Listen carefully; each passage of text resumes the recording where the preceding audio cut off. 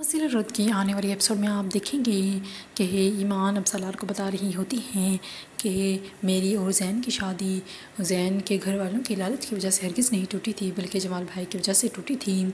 और दूसरी तरफ अब जमील की नज़र सवेरा पर और उसकी बेटी पर होती है और वो उन्हें नुकसान पहुंचाने की कोशिश कर रहा होता है, क्योंकि सवेरा उसकी बात नहीं मान रही होती।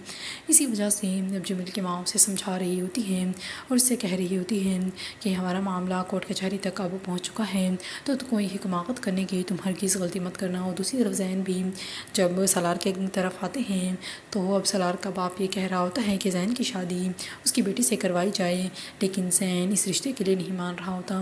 जैन कह रहा होता है कि हम एक रिश्ते को बचाने के लिए दूसरा रिश्ता ज़बरदस्ती नहीं कर सकते। और अब सलार की बहन भी सलार के कमरे में जाती हैं और उसे बताती हैं कि राहुल भाई की शादी सिर्फ इसी शर्त पे होगी जब मेरी शादी जैन से होगी। अब ईमान भी ये बात सुनती है तो वो भी हैरान रह जाती हैं, क्योंकि वो भी ये जानती है कि जैन उससे शादी हरगिज़ नहीं करेगा। और दूसरी तरफ सलार का बाप अब सबको ये बातें सुना रहा होता है कि मैंने इन वन पर बहुत ज़्यादा इन्वेस्टमेंट की है। इसलिए सलार कहता है कि कितनी इन्वेस्टमेंट की है आपने।